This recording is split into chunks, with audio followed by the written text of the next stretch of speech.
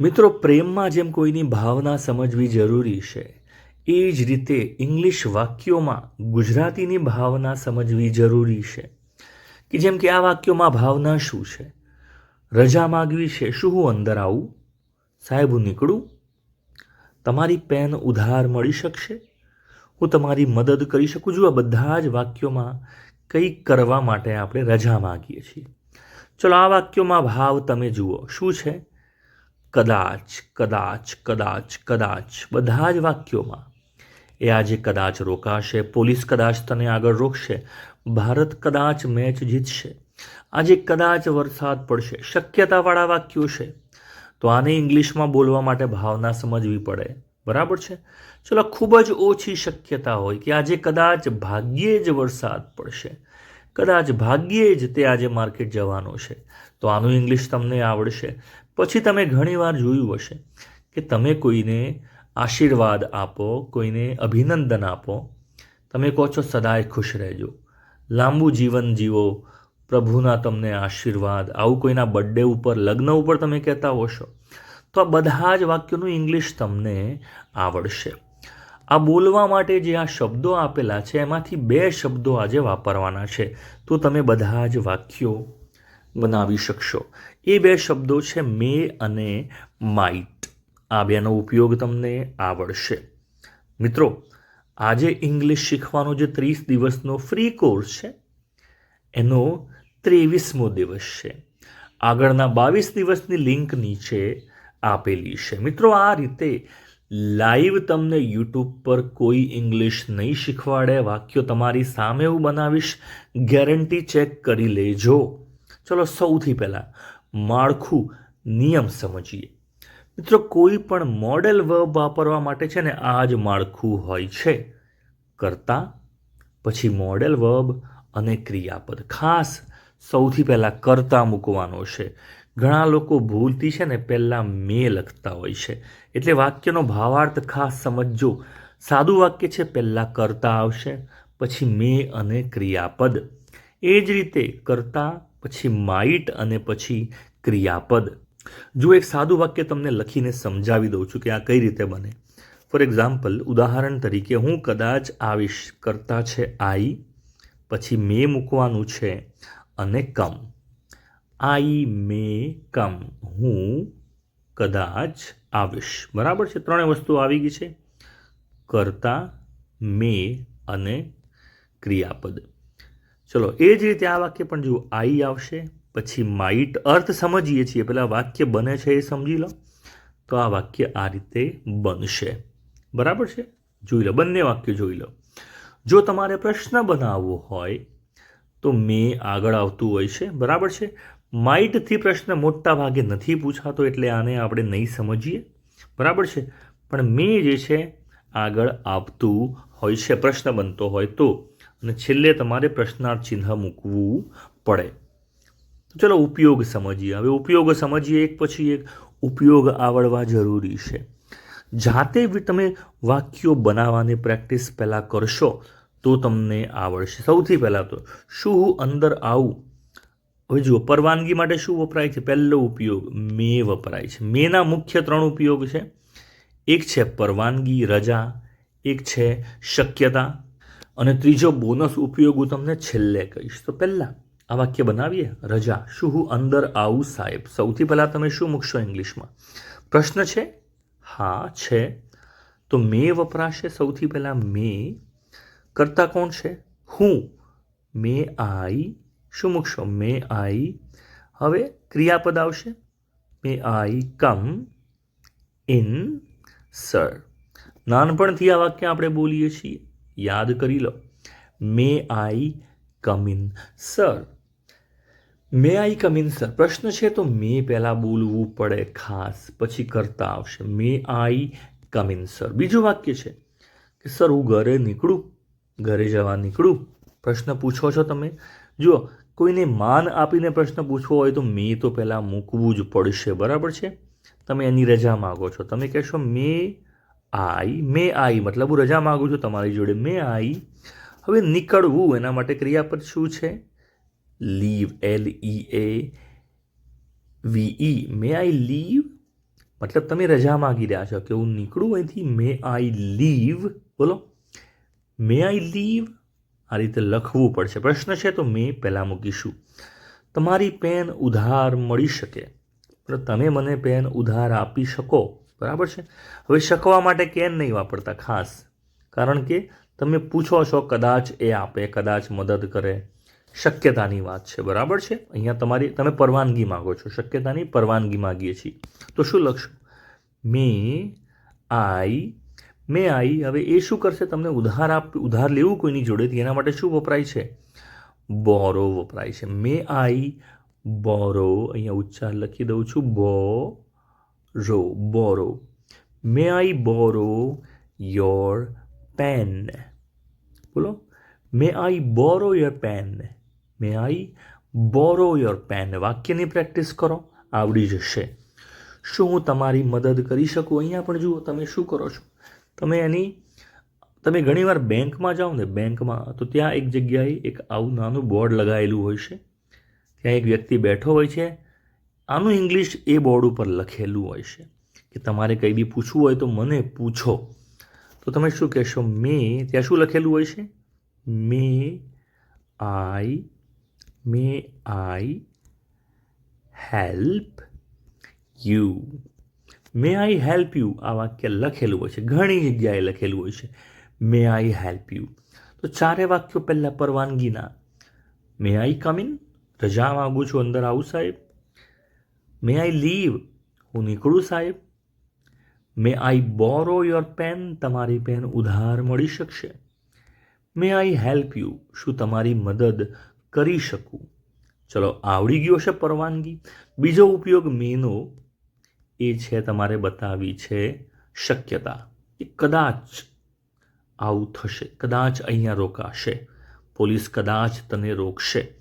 તો પહેલાં તો વાક્ય જુઓ, ભાવના શું છે? સાદું વાક્ય છે, પ્રશ્ન નથી, એટલે મેં શરૂઆતમાં નહીં આવે એટલું સમજવાનું છે.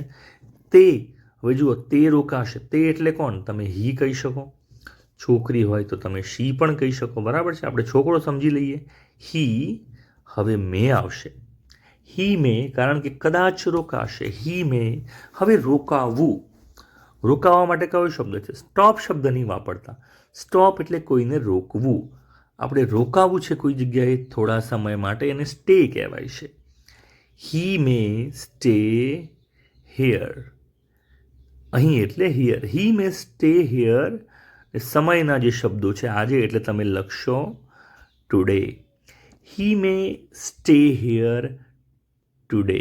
હી મે સ્ટે હિયર ટુડે, એ આજે કદાચ અહીંયા રોકાશે. જુઓ, અહીંયા વિલ નહીં લખતા, તમે વિલથી પણ વાક્ય બનાવી શકો. He will stay here today, મતલબ તે આજે રોકાવાનો જ છે. હી વિલ, તે આજે રોકાશે. એટલે ખાસ આ ફરક સમજજો. પોલીસ કદાચ તને રોકશે, તમે શું લખશો? પોલીસ તને કદાચ રોકશે, તમે લખશો ધ પોલીસ. પોલીસ શું કરશે? ધ પોલીસ મે, કદાચ તને રોકશે. The police may stop you.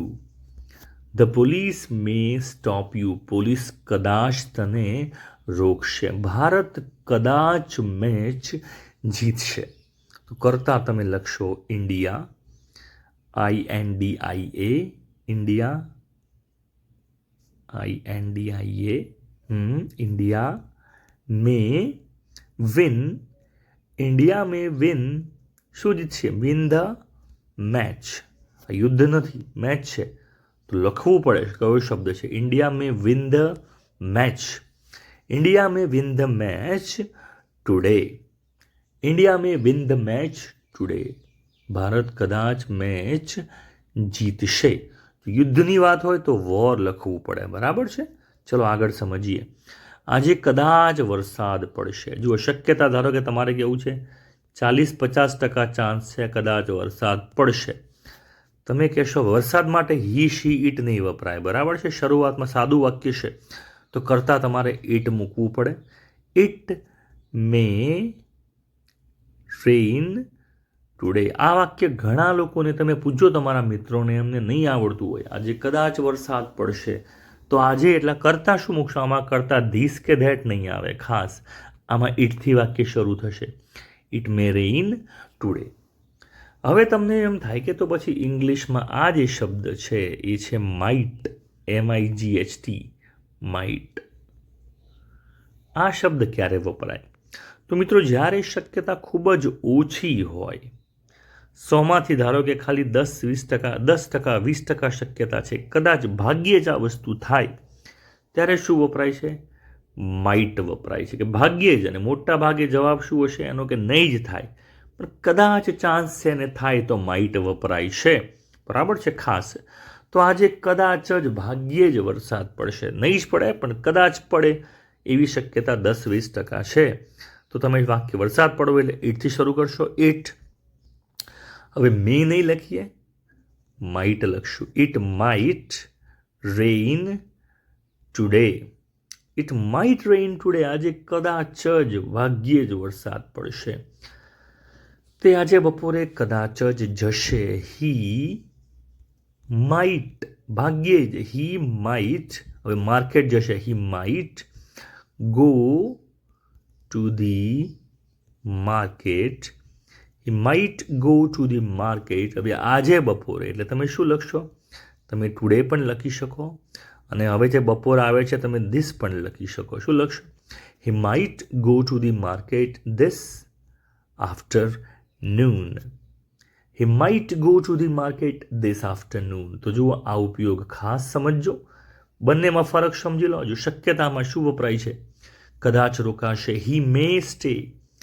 Police કદાચ, the police may stop. Bharat કદાચ મેચ જીતશે. India may win the match. It may rain today. 40-50% શક્યતા છે. બરાબર છે? મોટા ભાગે જવાબ હામાં હોઈ શકે. હા પડશે, શક્યતા છે. પણ જવાબ નામાં આવતો હોય, ખૂબ જ ઓછી શક્યતા કે નહીં જ થાય, તો માઇટ વપરાય છે. It might rain today. આજે બપોરે કદાચ જ માર્કેટ જશે. He might go to the market. બરાબર છે? બોનસ ઉપયોગ શું છે? ખાસ બોનસ ઉપયોગ કોનો? મેનો એક બોનસ ઉપયોગ છે જેમાં લોકો ભૂલ કરે છે. એ છે તમારે કોઈને ગ્રીટિંગ આપવા હોય, અભિનંદન આપવા હોય, આશીર્વાદ આપવા હોય, પરીક્ષા હોય, બર્થડે હોય, લગ્ન હોય, ત્યારે મે કઈ રીતે વપરાય છે? તો ખાસ યાદ શું રાખવાનું છે? બોનસ છે. મે છે ને એ આગળ મુકાશે અને પ્રશ્ન નહીં બને. બરાબર છે? એક જ શબ્દ એવો છે જેનો આ રીતે ઉપયોગ થાય છે. મે આગળ પણ મુકાશે અને પ્રશ્ન નહીં બને.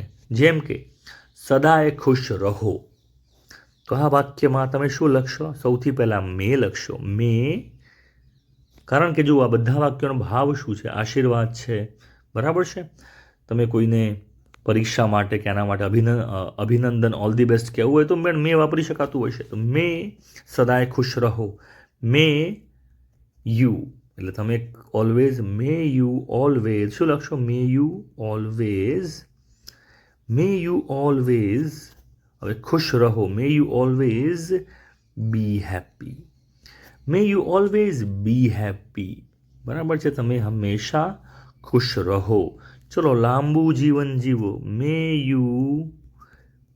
You live long. May you live long. તમે લાંબુ જીવન જીવો. બોલો, મે યુ લીવ લોંગ. લાંબુ જીવન જીવો. May you live long. પ્રભુના તમને આશીર્વાદ. તમે સાંભળ્યું હશે, મે કોણ આપે આશીર્વાદ? God. May God bless you. May God bless you. May God bless you. ભગવાન તમને, તમારી સાથે રહે, તમને આશીર્વાદ આપે, એ અર્થમાં કહેવાય છે. તો આ ત્રણેય ઉપયોગ આવડી જવા જોઈએ. સદાય ખુશ રહો, મે યુ ઓલવેઝ બી હેપી, ત્રણેય વાક્યો આવડવા જોઈએ. ચલો, એક વાક્ય સેલ્ફ ચેક તમને જાતે આપું છું. કમેન્ટમાં જવાબ લખવાનો છે કે શિલ્પા કદાચ તને માફ કરી દેશે. હવે ખાસ એક વસ્તુ લખી દઉં છું અહીંયા. માફ કરવો અને માફી માંગવી બંને અલગ શબ્દો છે. જેમ કે શબ્દ છે કે માફ કરવો, આના માટે ક્રિયાપદ છે ટુ ફોરગીવ. કયું ક્રિયાપદ છે? To forgive. બરાબર છે? તો નહીં, ટુ લખવું પડશે. ક્રિયાપદ છે ટુ ફોરગીવ, એટલે માફ કરી દેવો. ઉચ્ચાર લખી દઉં છું, ફોરગીવ. ફોરગીવ. બરાબર છે. અને જો તમારે લખવું હોય કે કોઈની માફી માગવી, હું માફી માગું છું, બરાબર છે, માફી માગવી, આના માટે ક્રિયાપદ છે ટુ અપોલોજાઇઝ. તો આનો ઉચ્ચાર લખી દઉં છું ખાસ. શું લખશો? એપોલો અથવા અપોલોજાઇઝ. અપોલોજાઇઝ એ કાઢી નાખશું, બરાબર છે, લખીશું અપોલોજાઇઝ. તો આ બંને શબ્દો યાદ રાખવા પડશે. માફી માગવી, અપોલોજાઇઝ, માફ કરવો, ફોરગીવ. તો વાક્યનો ભાવ સમજો. શિલ્પા કદાચ તને માફ કરી દેશે. તો આનો ઉપયોગ કરીને વાક્ય બનશે, બરાબર છે. કદાચ વાપર્યું છે તો વાક્ય તમારું કમેન્ટમાં સાચું પડવું જોઈએ. ચોક્કસથી વિડીયો તમને ગમ્યો હશે. આગળના દિવસની લિંક જોવા માટેની નીચે કમેન્ટમાં મને જણાવશો, અને મેં પહેલી કમેન્ટમાં આપેલી પણ છે, તો એ પણ જોઈ શકો છો. Thanks for watching.